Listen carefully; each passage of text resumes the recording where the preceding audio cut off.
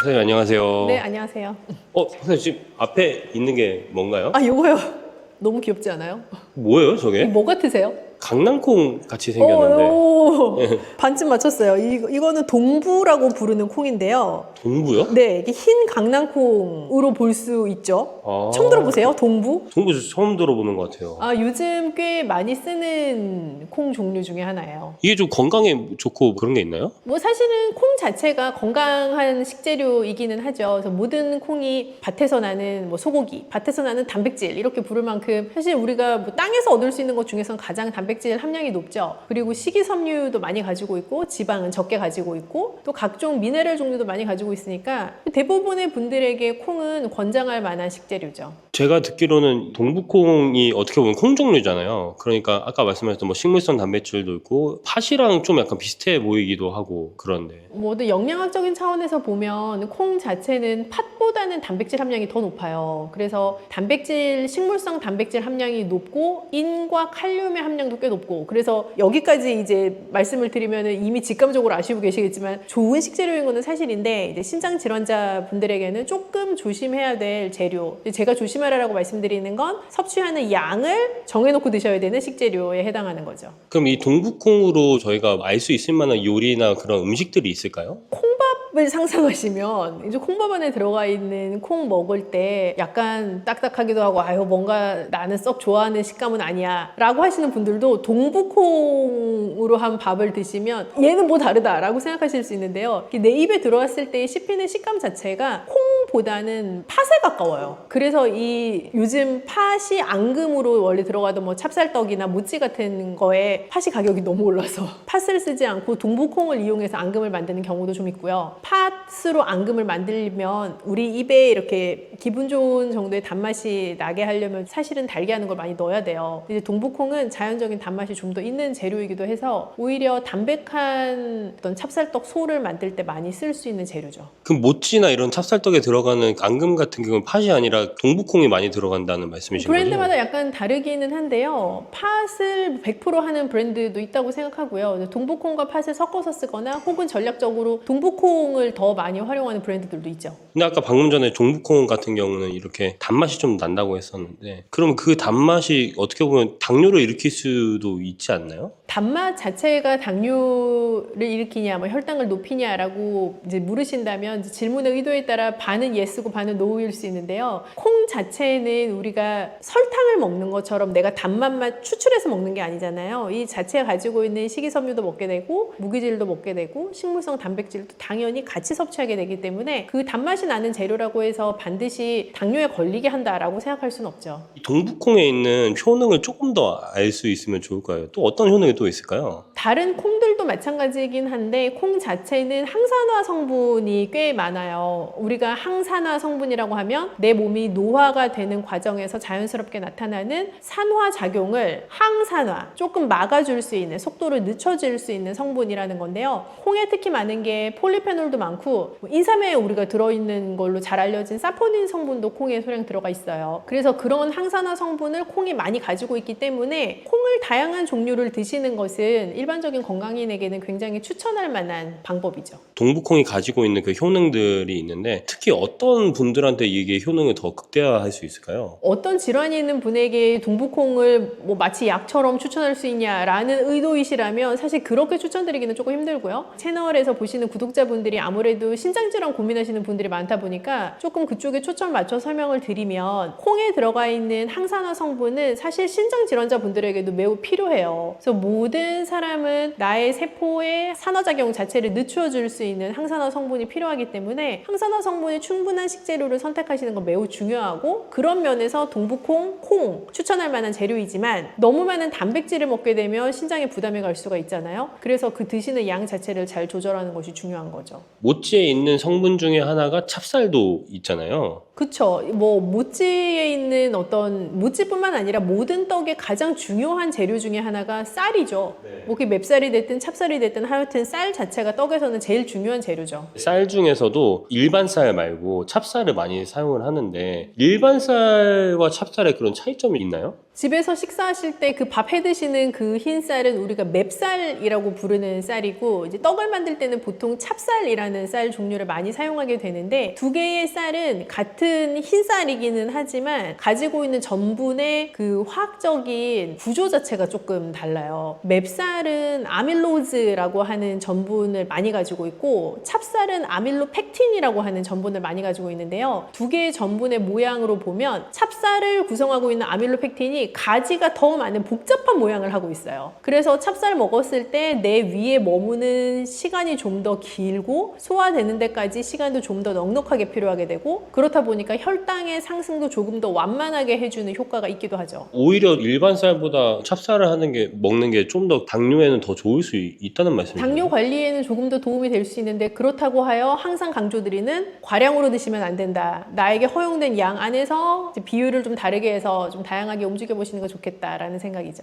그 찹쌀에는 전통적으로 좀 몸을 따뜻하게 한다? 그런 말이 들었었거든요. 이게 과학적으로도 신빙성이 있는 말인가요? 몸을 따뜻하게 한다고 해서 뭐 체온을 올려줘요 라는 개념으로 접근하시기보다는, 한의학에서 몸을 따뜻하게 한다라는 개념은 몸에 좀 허해진 기를 보호해주는 역할을 할 수 있다라고도 우리가 해석할 수 있겠는데요. 예전에 어떤 할머님들 같은 경우는 여름에 손주가 배앓이를 하면 찹쌀로 쓴 죽을 먹이는 경우가 있었어요. 이제 그런 경우 보면은 그 찹쌀이 아이의 뱃속에 들어가서 좀 오랫동안 머물면서 몸을 따뜻하게 든든하게 만들어주고, 그래서 그 배앓이를 조금 완화시켜주는 그런 효과를 노렸던 민간요법인 것 같아요. 그래서 그런 것처럼 찹쌀 자체가 좀 기력이 쇠해진 누군가에게는 약간 기력을 채워줄 수 있는 역할을 하는 음식이고, 오랫동안 포만감을 가져가서 든든함을 줄 수 있는 재료이다 보니까 뭐 한방에서 얘기하는 몸을 따뜻하게 해준다라는 개념과도 일맥상통한다고 봅니다. 그러면 그런 질환이 있는 사람들이나 좀 어디 아픈 사람들은 몸속에 오랫동안 포만감을 유지하는 게 어떻게 보면 중요한 요소가 될 수도 있는 거겠네요. 특히 뭐 당뇨가 있거나 하시는 분들에게 더 그럴 수가 있는데요. 우리가 빠르게 배를 부르게 하는 음식일수록 빠르게 배를 꺼트릴 수밖에 없는 요소를 또 가지고 있기도 해요. 그러니까 혈당을 급격하게 상승시키는 음식은 그 혈당을 다시 급격하게 떨어지게끔 만드는 그 시간대도 되게 짧기 때문에, 나에게 포만감을 오랫동안 지속시켜 줄 수 있는 음식을 드시게 되면 내가 다음 음식을 찾는 데까지 시간도 아무래도 좀 더 넉넉하게 필요하게 되고, 내 몸 안에서 그 음식이 오랫동안 머물러 있으니까 혈당 자체가 좀 천천히 올라가는 그런 효과도 있죠. 모찌나 이런 찹쌀떡 같은 거가 좀 더 오랫동안 뱃속에 머물게 할 수 있기 때문에 간식을 먹을 때는 또 그런 게 오히려 더 추천이 될 수도 있을 것 같아요. 꼭 모찌나 찹쌀떡뿐만 아니라 대부분의 떡류들이 그런 특성을 가지고 있죠. 이제 뭐 대비 그러냐라고 하시면, 일반 우리가 그냥 제과점에서 살 수 있는 빵이나 과자류 대비해서는 떡류가 나의 뱃속에 좀 천천히 오랫동안 머물면서 혈당도 좀 완만하게 상승시켜주는 그런 효과가 있는 건 사실입니다. 그럼 마지막으로 만성질환이라고 할 수 있는 뭐 신장질환이나 그런 거가 있으신 분들한테 찹쌀과 뭐 동북콩이 들어가 있는 간식들을 드실 때 뭐 추천할 수 있는 말씀이 있으면 좋을 것 같아요. 늘 마지막은 양이죠. 섭취량이 제일 중요하고요. 내가 아무리 좋아하고 내가 정말 많이 먹을 수 있는 음식이라고 해도 그걸 한 번에 너무 많이 드시지 않고 정해진 양만큼을 드시고 멈춤할 수 있는 마음가짐, 그 태도, 그게 가장 중요하다고 생각해요. 그래서 떡을 정말 좋아하시는 분들도 찹쌀떡으로 치면 한두 개 정도의 분량 내에서 멈춰주실 수 있다면 또 좋은 간식이 될 수 있을 거라고 생각합니다.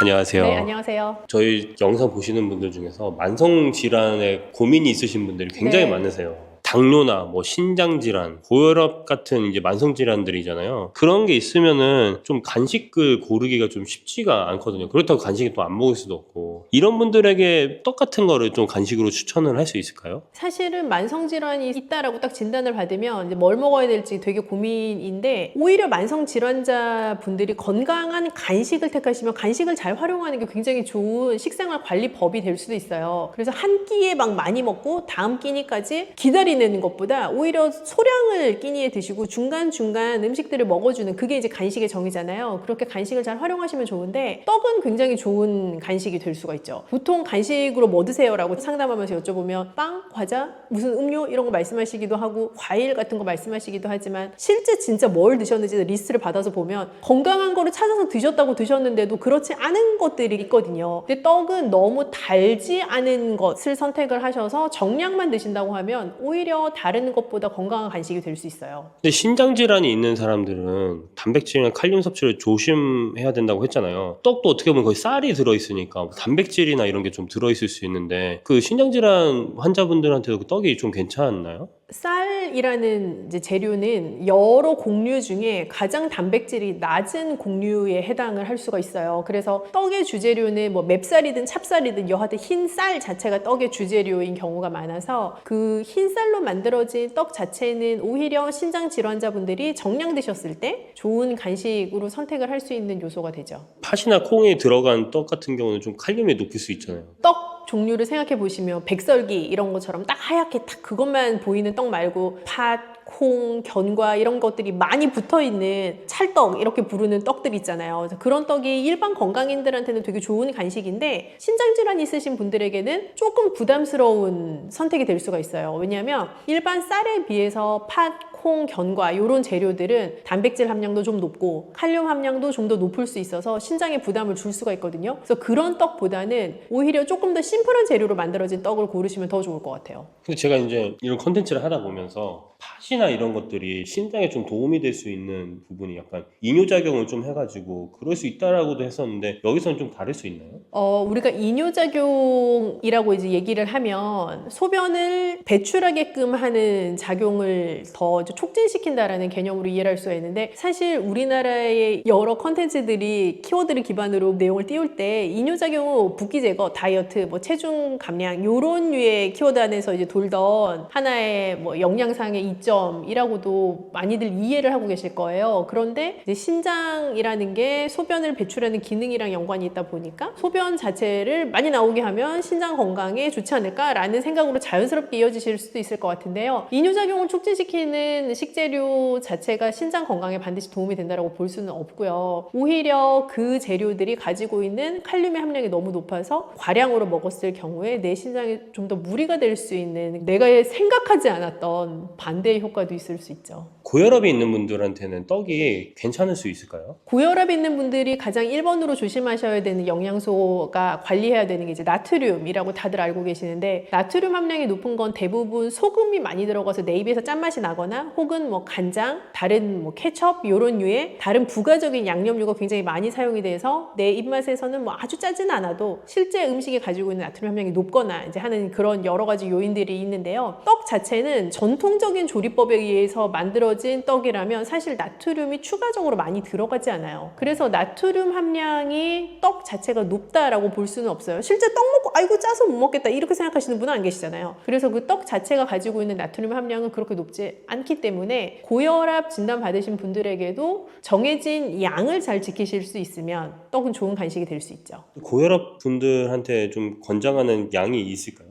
근데 고혈압 진단받으신 분들뿐만 아니라 모든 이제 만성질환 가지고 계신 분들에게 떡을 어느 만큼 먹어도 되냐라고 저에게 물으신다면 저는 그냥 심플하게 찹쌀떡 1개가 하루에 드실 수 있는 양의 크기다라고 말씀드려요. 그래서 70g? 조금 더 내가 나를 허용해보겠어 한다면 한 100g? 이렇게 정도 왔다 갔다 하게 드실 수 있을 것 같아요. 좀 개인적으로 생각이 드는 건 그 정도 한두 개는 너무 좀 감칠맛 나는 것 같아서. 그쵸. 이제 사람의 모든 것이 다 선택이지 않습니까? 그래서 조금 건강하게 드실 수 있는 방법을 택한다면 앞으로는 만성질환 진단을 받으셨든 아니든 상관없이 정해진 양, 내가 정한 양을 내가 지켜보겠다라고 생각하시는 건 굉장히 좋은 식생활 지침이에요. 그래서 만약에 저 같으면 하나를 먹을 거면 진짜 맛있게 먹고 싶을 것 같아요. 그래서 그런 떡을 진짜 맛있게 딱 한 조각만 먹을 수 있다면 진짜 맛있게 먹을 수 있는 더 건강하게 먹을 수 있는 그 하나의 방법이 있다면 좋을 것 같아요. 일단 내가 좋아하는 떡이 무엇이냐에 따라 조금 다를 것 같은데 소도 좀 이렇게 있고 단맛도 나고 이런 떡을 좋아하시는 분이라면 약간 우리 왜 다이어트 할 때 치팅데이 하잖아요. 그런 것처럼 내가 그거를 먹어도 되는 요일을 정하시면 좀 기다려지지 않을까요? 그런 생각도 들고 그냥 담백한 떡을 뭐 예를 들어서 조청에다가 찍어 먹는 걸 즐기시는 분이라면 많이 찍으면 맛있겠죠. 근데 그렇게 계속 먹을 수는 없고요. 조금 내가 곁들이는 것도 좀 조심하시고 내가 먹을 수 있는 양을 스스로 잘 지킬 수 있는 나만의 어떤 방법을 세팅해 나가시면 좋을 것 같아요. 그래서 떡 자체는 어찌되었건 탄수화물에 해당하는 간식류라고 보실 수가 있거든요. 그래서 탄수화물에 밀집되어 있는 어떤 음식을 먹고 나면 혈당이 생각보다 가파르게 올라가는 부작용이 있을 수가 있는데 그 혈당 상승을 기울기를 좀 완만하게 해줄 수 있는 다른 짝꿍 음식을 뭘 먹느냐에 따라 좀 달라질 수가 있어요. 그래서 떡 드실 때도 단백질 혹은 식이섬유가 많은 무언가 아니면 약간의 지방질이 있는 무언가를 같이 드시게 되면 혈당의 상승 속도를 그렇게 급격하게 올리지 않고 조금 완만하게 상승시켜주는 효과가 있죠. 그럼 마지막으로 냉동 보관을 하잖아요.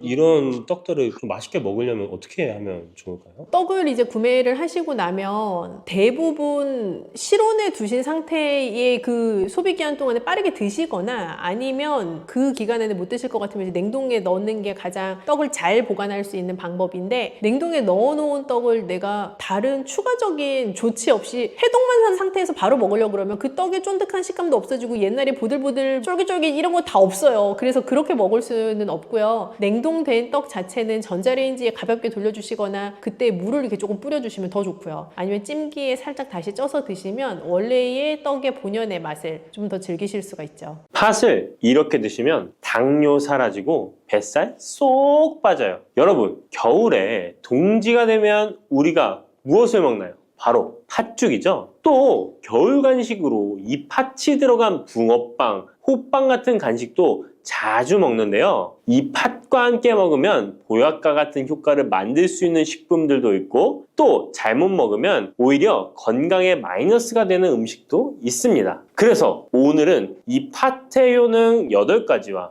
드실 때 주의할 점, 그리고 함께 드시면 좋은 음식 4가지에 대해 알려드리겠습니다. 팥하면 생각나는 음식이 있으신가요? 저는 사람들이 평소에 팥을 많이 안 먹는다고 생각했는데 의외로 팥이 들어간 음식이 많이 있더라고요. 대표적인 음식은 시루떡이 있고요. 겨울에 간식으로 많이 먹는 붕어빵, 또 제과점에서 사 먹는 빵들에도 팥이 많이 들어있습니다. 여름엔 팥빙수도 많이 먹고요. 겨울엔 팥죽도 종종 먹게 됩니다. 자, 이런 팥 요리를 집에서 해먹는 경우도 많은데, 팥을 집에서 직접 삶을 때 혹시 소다를 넣고 삶는 분들 많으시지 않나요? 팥을 삶을 때 소다를 넣게 되면 팥의 색상이 더욱 선명해지고 팥을 더욱 부드럽게 해주어 팥을 삶는데 걸리는 시간을 단축시켜주기 때문인데요. 하지만 앞으로는 절대 소다를 사용하시지 마시기 바랍니다. 그 이유는 소다를 넣고 팥을 삶게 되면 팥의 영양소가 파괴돼서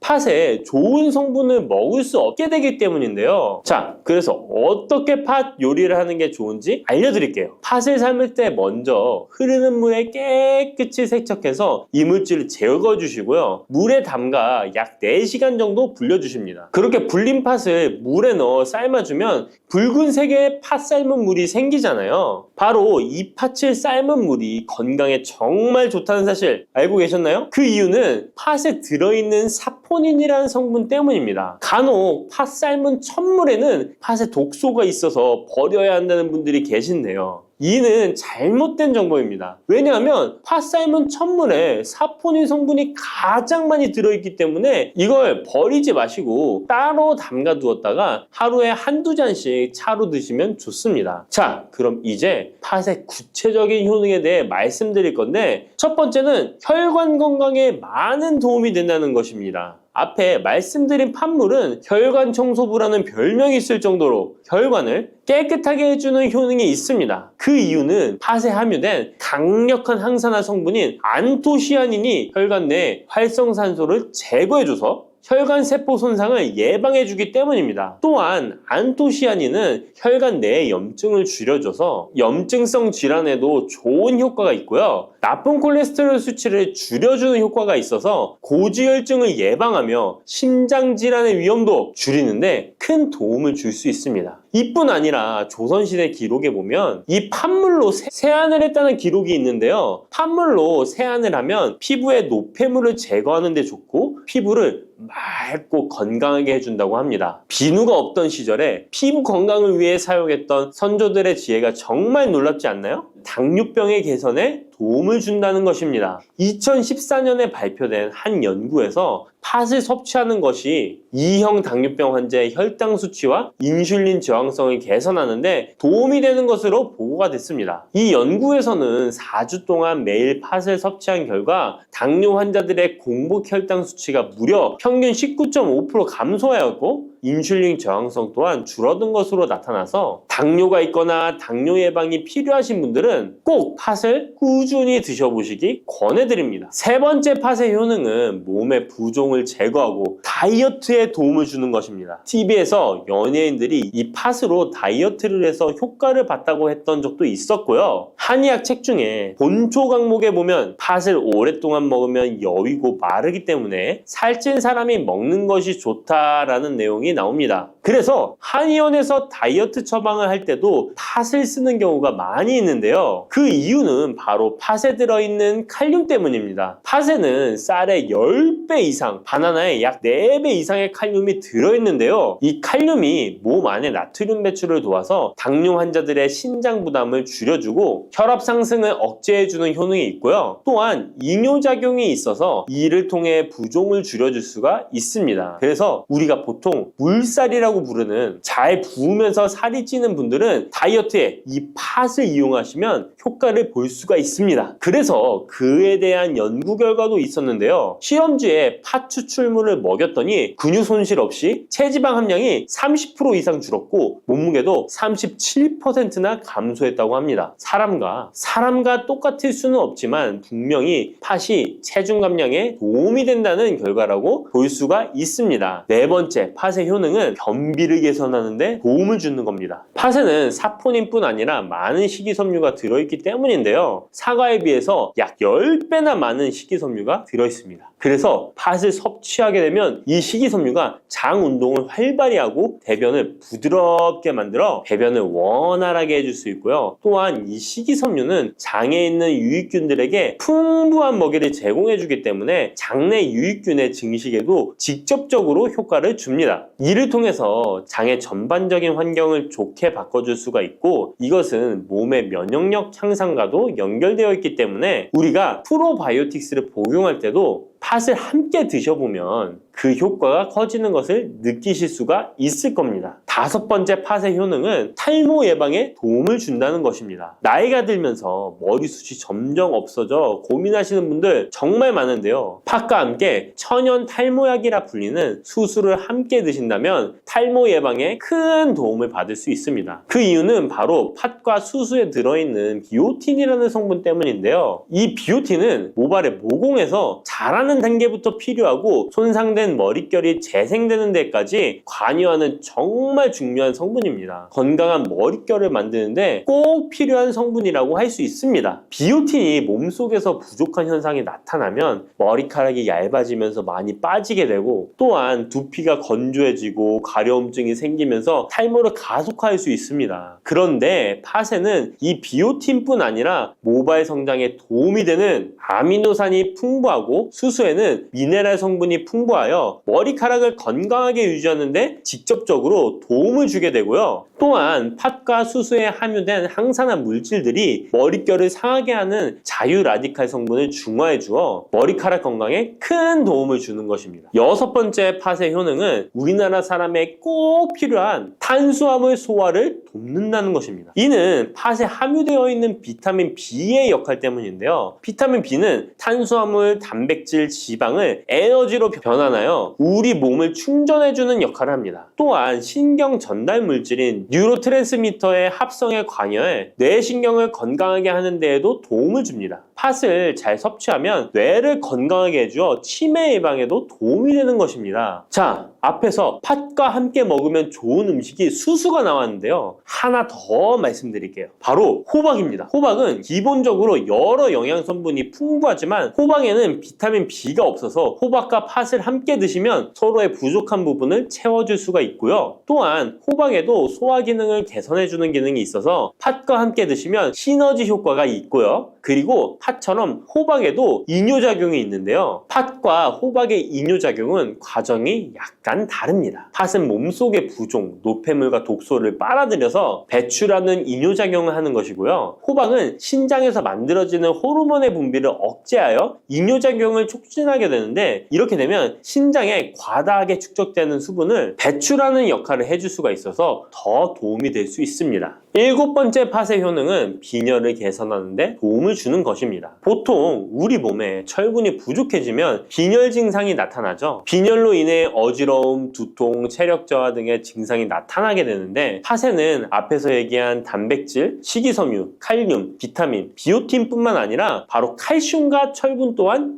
풍부합니다. 팥에 함유된 철분의 함량이 우유의 약 100배나 된다는 사실 알고 계셨나요? 그래서 팥을 드시면 철분 부족으로 인한 빈혈을 개선하는데 도움이 되기 때문에 빈혈 있으신 분들은 꼭 기억하시면 좋겠습니다. 8번째 팥의 효능은 스트레스를 줄여주는데 도움을 준다는 것입니다. 팥에 함유된 비타민 B가 신경계를 안정화시켜주는 효과가 있어서 스트레스로 오는 증상들을 줄여줄 수가 있고요. 또 팥에는 마그네슘의 함량도 높은데요. 마그네슘 또한 신체의 스트레스 반응을 조절하는 데 중요한 역할을 합니다. 팥 속에 들어있는 마그네슘을 통해서 스트레스로부터 몸이 회복되는 데 도움을 받을 수가 있습니다. 그리고 팥에는 복합 탄수화물도 풍부한데요. 복합 탄수화물은 천천히 소화되어 급격한 혈당 상승을 방지하고 일정한 에너지 공급을 유지하는 데 도움이 됩니다. 이는 스트레스 상황에서도 안정적인 에너지 공급을 유지할 수 있게 해줘서 스트레스를 관리하는 데 도움이 될 수 있습니다. 이렇게 좋은 팥도 드실 때 주의사항이 있는데요. 과하게 많이 드시면 이뇨작용 때문에 몸에 무리를 줄 수 있는데요. 이를 방지할 수 있는 방법이 있습니다. 바로 찹쌀과 함께 드시는 겁니다. 팥죽을 끓일 때 찹쌀을 넣어 함께 죽을 만드는 경우도 있고, 쫄깃쫄깃한 찹쌀로 경단, 새알을 만들어 넣어 먹는 경우도 있죠. 선조들의 지혜가 정말 놀라운데요. 이렇게 찹쌀과 팥을 함께 드시면 팥 때문에 몸 안에 수분이 과하게 빠져나가는 것을 찹쌀이 막아줘서 문제가 생기지 않게 해주는 것입니다. 그리고 다른 주의사항은 팥의 찬 성질인데요. 그래서 장이 좋지 않은 분들이 팥물을 많이 드시게 되면 소화불량, 복부팽만, 복부 통증을 일으킬 수 있으니까 주의하셔서 조금씩 드셔보시는 게 좋고요. 만약에 이런 점이 불편한 경우에는 생강과 함께 드시면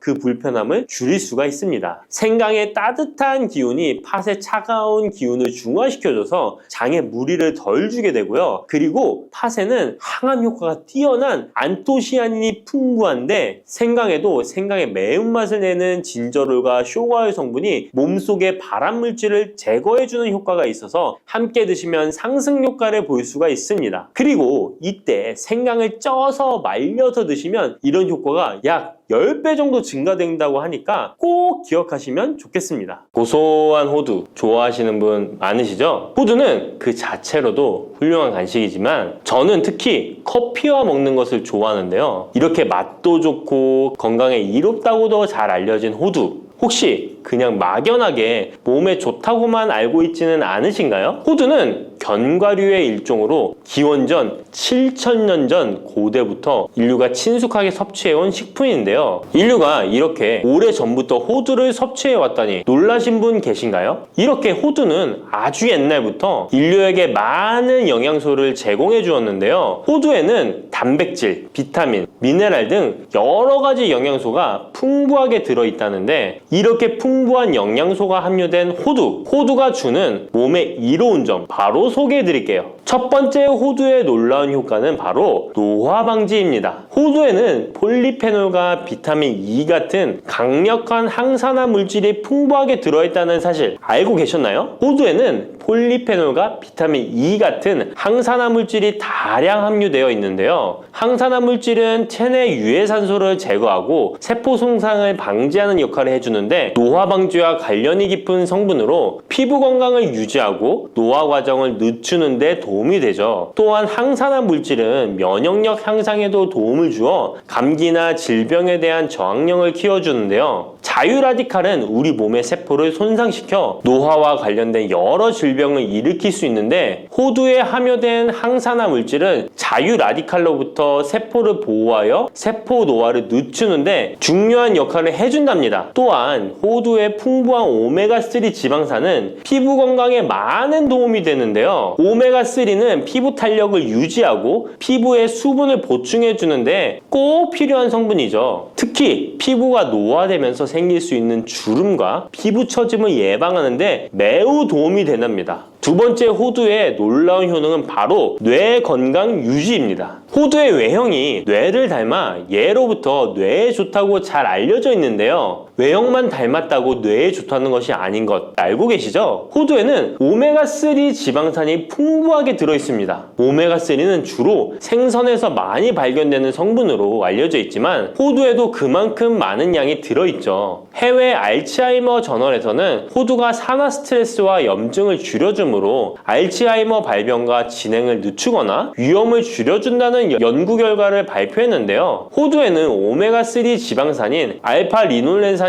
풍부하고 이 성분은 뇌세포를 보호하고 인지 기능을 향상시키는데 중요한 역할을 해주며 뇌의 기능을 활성화시켜 치매와 같은 뇌질환을 예방하는 데 도움을 줄 수 있다는 것이죠. 뇌 기능이 저하되지 않도록 돕는 호두는 노화로 인한 인지 저하를 늦추는 데 중요한 역할을 합니다. 또한 호두는 비타민 E 또한 풍부하여 뇌의 노화 방지에 도움을 줍니다. 비타민 E는 강력한 항산화 작용을 통해 뇌세포를 보호하고 기억력과 인지 기능을 개선하는 데 도움을 주며 산화 스트레스로부터 뇌를 지켜줍니다. 이는 알츠하이머와 같은 치매를 예방하는 데 중요한 역할을 한다는 사실. 뇌 건강을 위해서는 이제부터 호두를 꼭 드셔야겠죠? 세 번째 호두의 효능은 바로 뼈 건강에 도움을 주는 것입니다. 호두가 뼈에 좋다는 사실 알고 계셨나요? 좋은 영양소가 많이 들어있다는 것은 알아도 뼈에 좋다는 건 생소하신 분들이 있으실 텐데요. 호두가 뼈 건강에 미치는 좋은 작용들 바로 알려드릴게요. 호두는 칼슘뿐만 아니라 다른 중요한 성분들도 함유하고 있어서 뼈를 튼튼하게 만드는데 아주 효과적인 식품입니다. 호두는 칼슘과 마그네슘이 균형 있게 들어있는데요. 칼슘은 뼈를 구성하는 중요한 성분이지만 마그네슘 역시 뼈 건강에 필수적인 역할을 합니다. 마그네슘은 칼슘의 흡수를 돕고 뼈의 밀도를 유지하는데 중요한 역할을 하죠. 이 두 성분이 적절히 균형을 이루면 뼈의 강도를 높이고 골다공증과 같은 질환을 예방할 수 있는데요. 또한 호두에 들어있는 오메가3 지방산은 뼈 건강에 직접적인 영향을 미치는 중요한 성분입니다. 연구에 따르면 오메가3 지방산은 뼈의 형성을 촉진하고 뼈의 밀도를 높이는 데 도움을 줄 수 있다고 하는데요. 이뿐만 아니라 오메가3는 염증을 줄여주는 효과가 있어서 관절염과 같은 염증성 질환에 걸리기 쉬운 사람들에게도 유익한 영향을 줄 수 있습니다. 호두의 놀라운 효능 네 번째는 바로 암 예방 효과입니다. 호두는 항산화 작용과 항염증 작용 덕분에 암 예방에도 효과적이라고 알려져 있는데요. 놀라우신가요? 2022년 국제학술지에 실린 연구 자료를 보면 호두나